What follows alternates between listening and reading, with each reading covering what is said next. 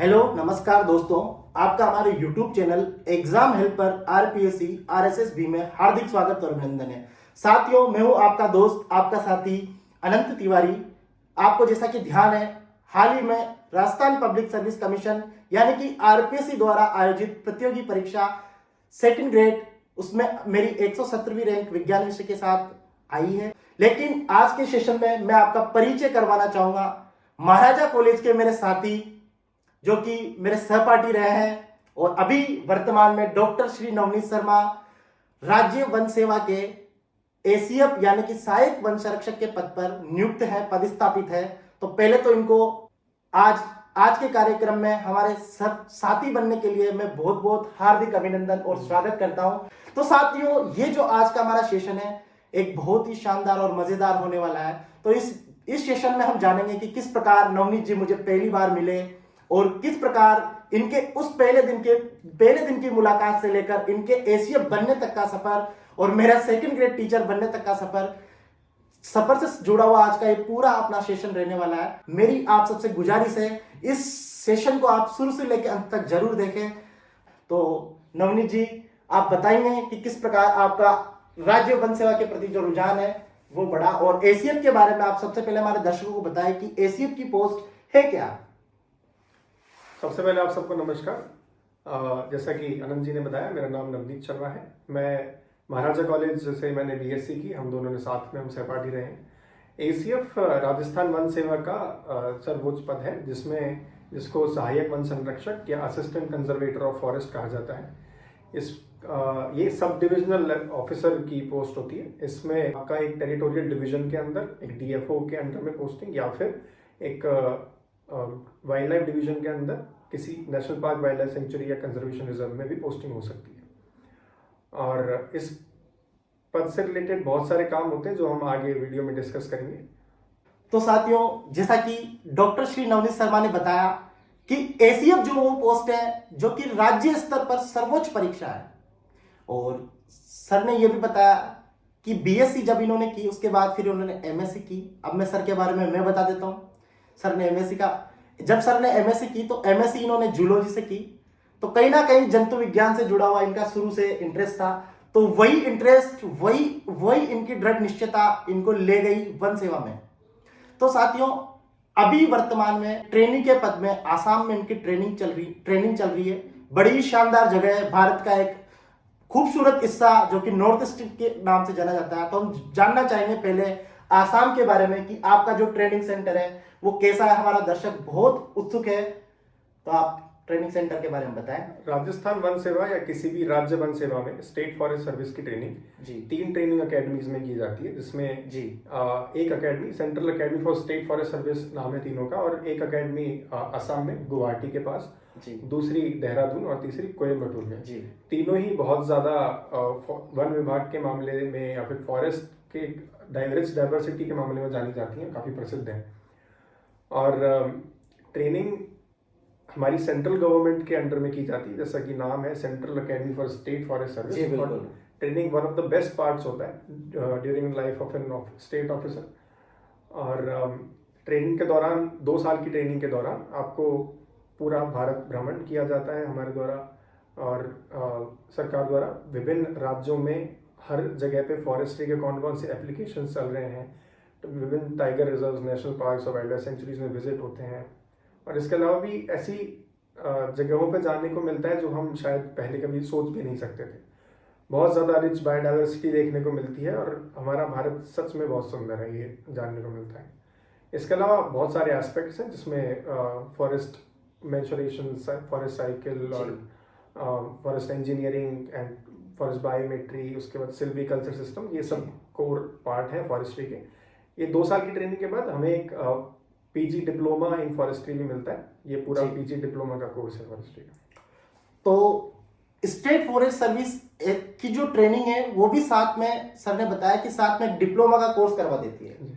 तो ये तो आप जान ही गए होंगे कि ट्रेनिंग कौन करवाता है। ट्रेनिंग सर ने बताया कि सेंट्रल गवर्नमेंट करवाती है।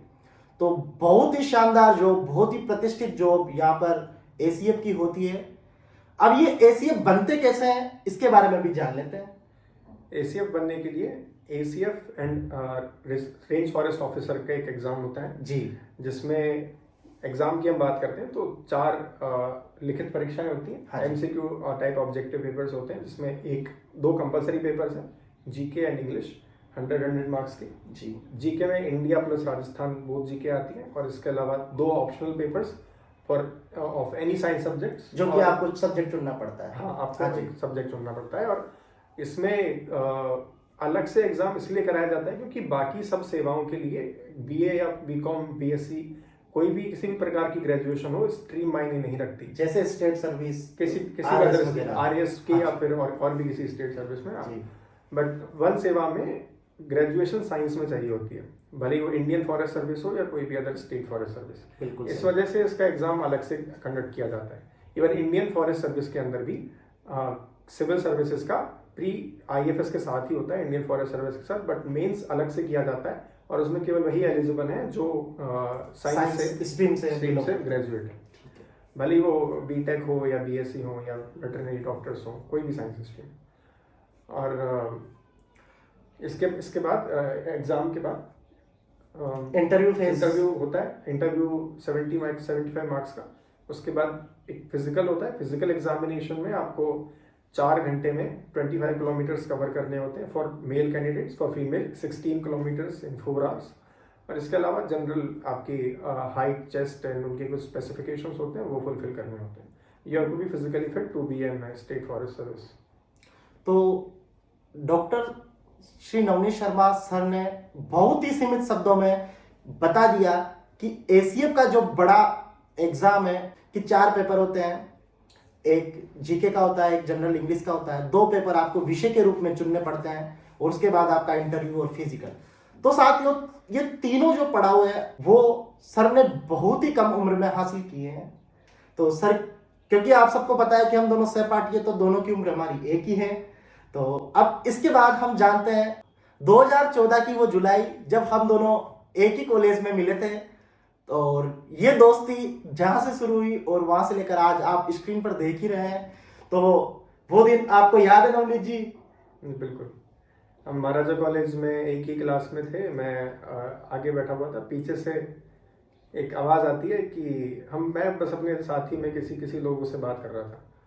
पीछे से आवाज़ आती है कि हेलो भाई, इधर इधर देखने में।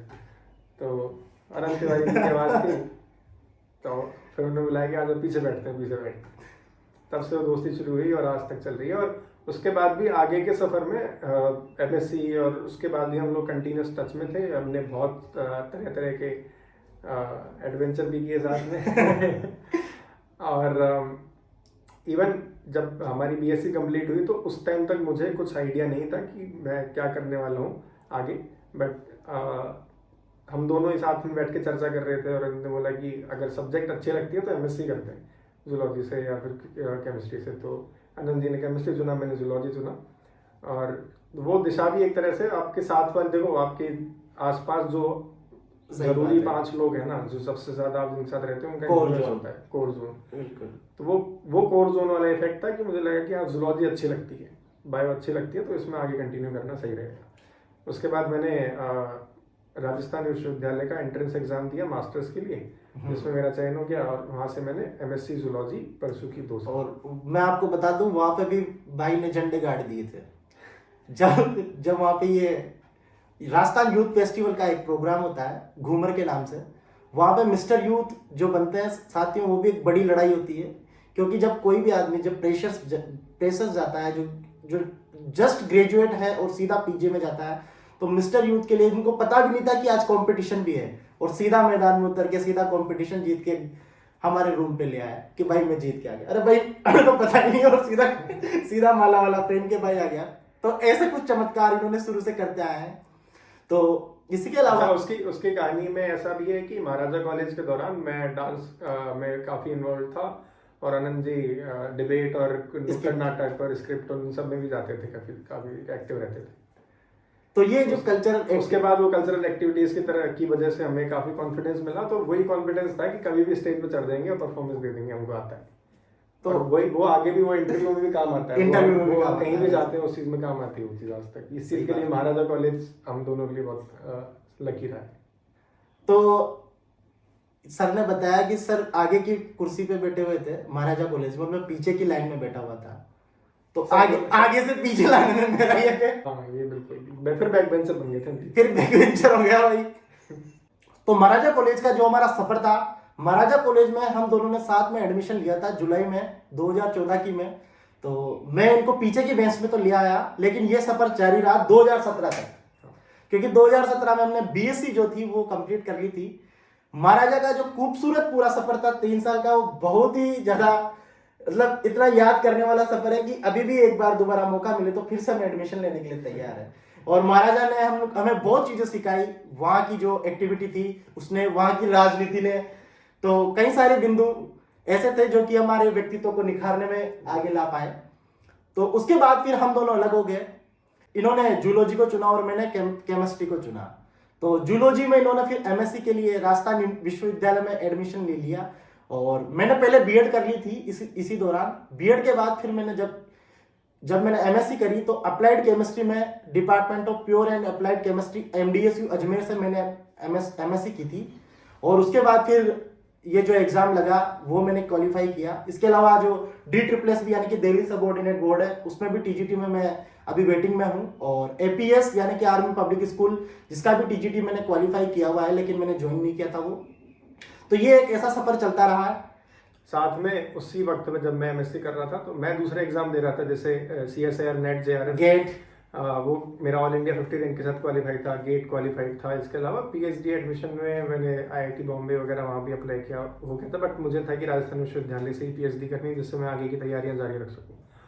और जब मैंने पीएचडी में एंट्रेंस एग्जाम दिया तो विश्वविद्यालय में मेरी 2nd रैंक थी, तो आराम से एंट्रेंस एग्जाम क्लियर हो गया। फिर हमारे प्रोफेसर PJ जॉनसन हैं, जो हेड ऑफ डिपार्टमेंट रहे जो राजस्थान यूनिवर्सिटी में जूलॉजी डिपार्टमेंट के, उनके अंडर मैंने पीएचडी ज्वाइन की और अपनी रिसर्च के साथ साथ ही मैंने तैयारी शुरू की। फिर कोविड का दौर आ गया, उसमें हमको बहुत सारा समय मिला घर पे बैठ के तैयारी करने का और जीके पढ़ने का, जो कि हमारा वीक पार्ट रहता था, साइंस वालों का जनरली रहता ही है। उसके बाद मैंने कुछ दूसरा एक असिस्टेंट प्रोफेसर का एग्जाम भी क्लियर किए थे, जो भी UPPSC, UP higher education service commission, RPSC।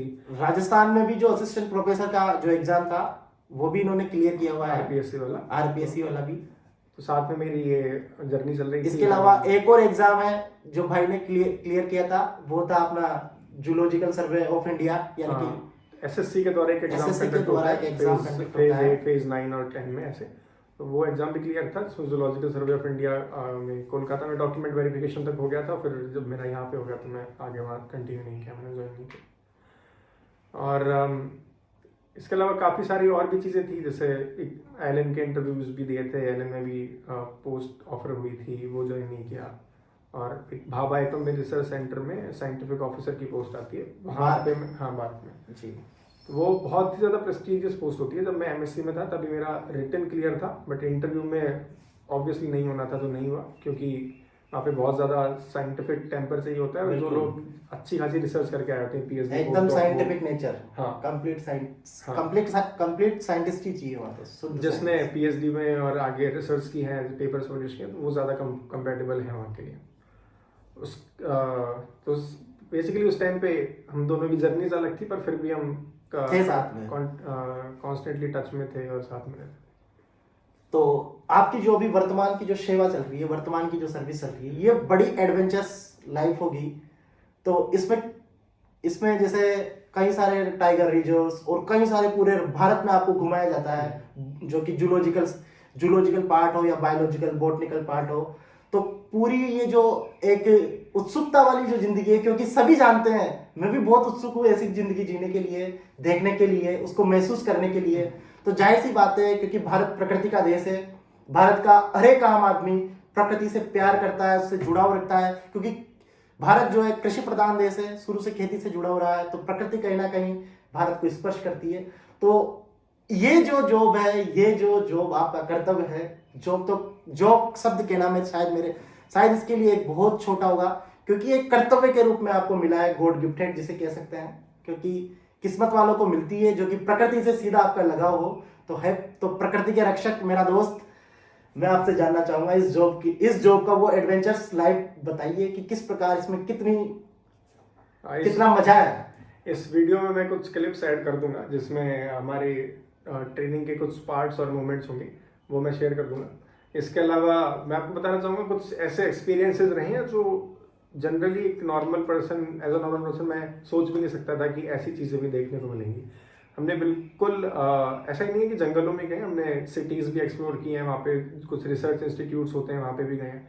हमें पेड़ लगाने से लेके सैटेलाइट इमेजिंग तक सब कुछ सिखाया जाता है, एक टेक्निक्स वगैरह। हाँ, टेक्निकल। हमें इसरो के एक आउटरीच सेंटर में नॉर्थ ईस्ट में सैटेलाइट इमेजिंग और सर्वेइंग, फील्ड सर्वेइंग वगैरह भी सिखाया गया था।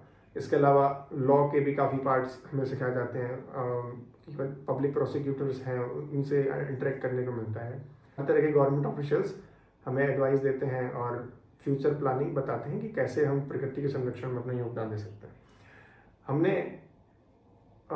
हमारे टूर के दौरान जैसे नागालैंड, अरुणाचल प्रदेश में इतनी अनटच्ड जगह देखी है जहाँ पे अभी तक ह्यूमन इंटरफेरेंस इतना नहीं है और प्रकृति अपने बेस्ट पे है, पीक पे। उन जगहों पे जाके हम लोग सच में महसूस कर सकते हैं कि प्रकृति की वैल्यू कितनी है, प्राकृतिक रिसोर्सेज को, संसाधनों को कंजर्व करना कितना ज़रूरी है।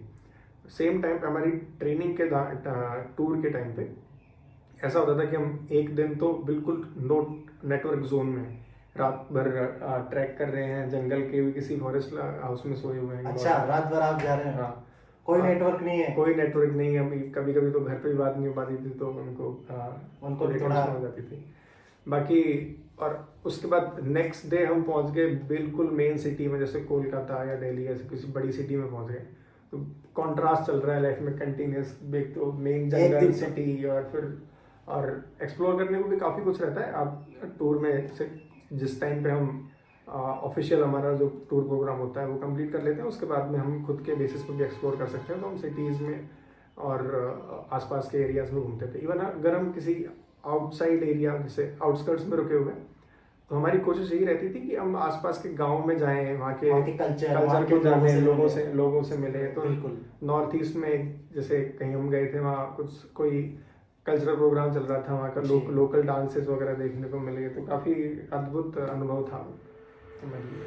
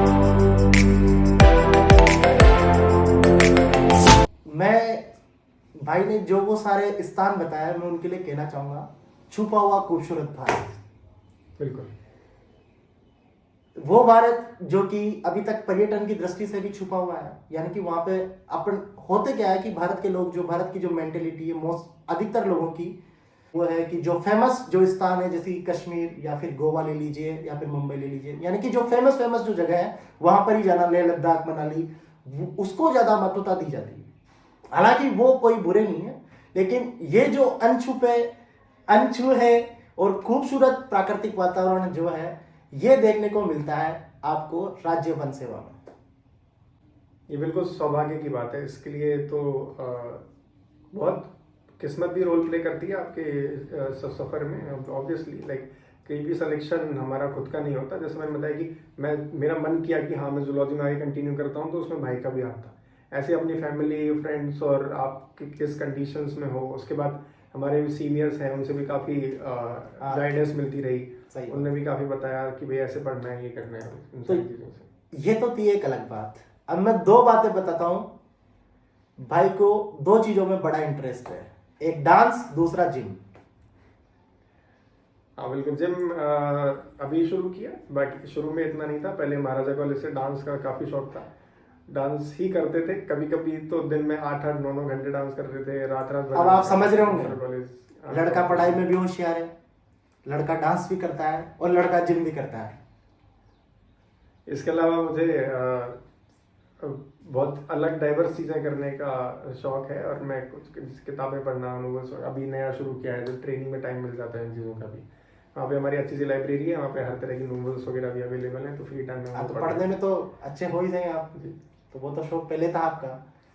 साथ में पीएचडी चल रही थी, तो मैं अभी करंटली थीसिस लिख रहा था, जो कंप्लीट हो गई है। मैं और सबमिशन, तो और अब सबमिशन हो गया। अब नवनीत शर्मा से डॉक्टर नवनीत शर्मा बन गए।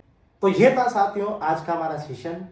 इसी के साथ ही मैं आपसे रिक्वेस्ट करना चाहूँगा कि आप कमेंट करके ये बात जरूर बताएं कि हमारी जो ये हमारी जो ये बातचीत है, हमारी जो ये टॉक्स है, वो किस पहलू पर हम आगे जारी रख सकें। जैसे कि हमारे कंपटीशन, हमारा संघर्ष, कि किस प्रकार हमने कंपटीशन एग्जाम्स दिए, अलग अलग प्रकार के दिए, कई सारे कंपटीशन एग्जाम्स दिए, जैसे कई सारी विश्वविद्यालयों के एंट्रेंस एग्जाम से लेकर और कई सारी भर्ती परीक्षाओं के एग्जाम जो भी दिए, उनके अनुभव के बारे में और ट्रेनिंग के अनुभव के बारे में, हमारी कॉलेज लाइफ और उसके बाद हमारी सर्विस, ऐसे पूरी जो एडवेंचर्स, जो पूरी जो जिंदगी है उसके बारे में अगर आप जानना चाहें तो कमेंट करके आप हमारा हौसला जरूर बढ़ाइए।